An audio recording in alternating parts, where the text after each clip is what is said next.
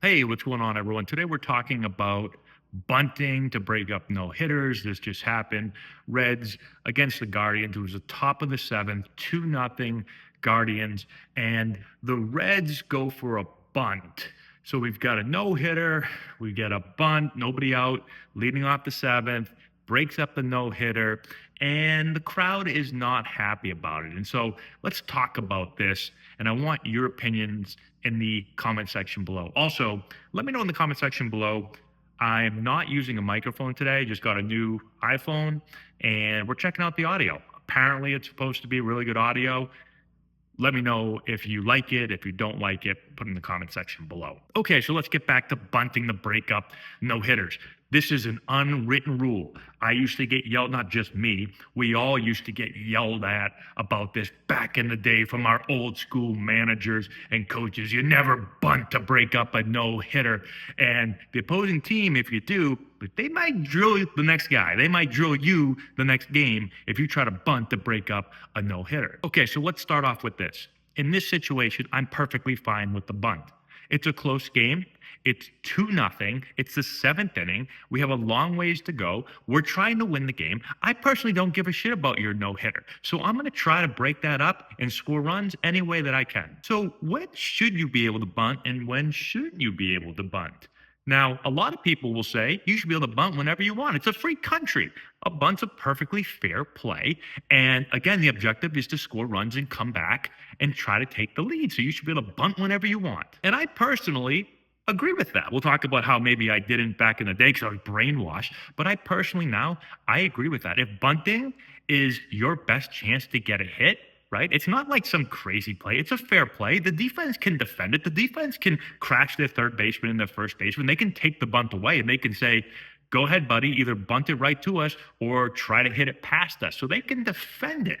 So if you're a bunter, especially if that's like your weapon, then who is anyone to say you're not allowed to do that because it's a no hitter? You should be able to bunt anytime you want. Now, again, I didn't always think this way.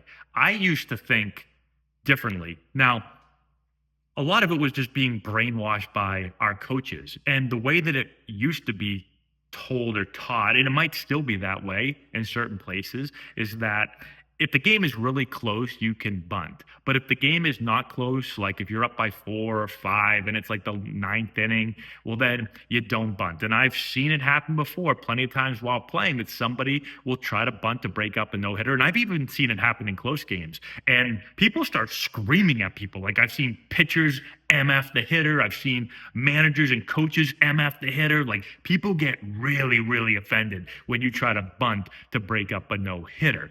And again, especially when the score is lopsided, like that could cause like fists to fly. People get real pissed about that. But here's the thing again, as I've gotten older, as I've kind of gotten away from that, I've seen teams make big comebacks late. I've seen teams down by a ton in the ninth inning and come back to win the game. So at what point do we just surrender? We just wave the white flag and say, well, the game's over. Well, I've seen too many comebacks. I've seen teams come down, they're down by 5, 6, 7, 8, 9. I've seen all kinds of crazy stuff happen and teams make comebacks. So I just don't think there's any point now that I've coached long enough where a team should say, okay, buddy, we're going to try to give you this no hit, or at least we're only going to hit. We're not going to bunt. And again, for me, it just doesn't make sense. If bunting is the best way for me to try to come back and win, then I should be allowed to bunt and do whatever the hell I want. You can't tell me not to bunt. Again, it's part of the game. If you don't like it,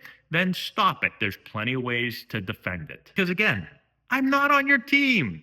Like, I'm not, well, I guess I could be friends with you, but not today. Like, I'm trying to beat you. I don't want to get no hit by you. Do you think I want to be on, I don't know, no one really watches, I don't think ESPN that much anymore, but do you think I want to be on the highlights of next day for being the team that got no hit? No, I don't want to be that. So you know what? I'm going to bunt and break up your no hitter. Some people might really disagree with my thought process here, but I've totally changed. If you watch my old videos, I made videos on unwritten rules.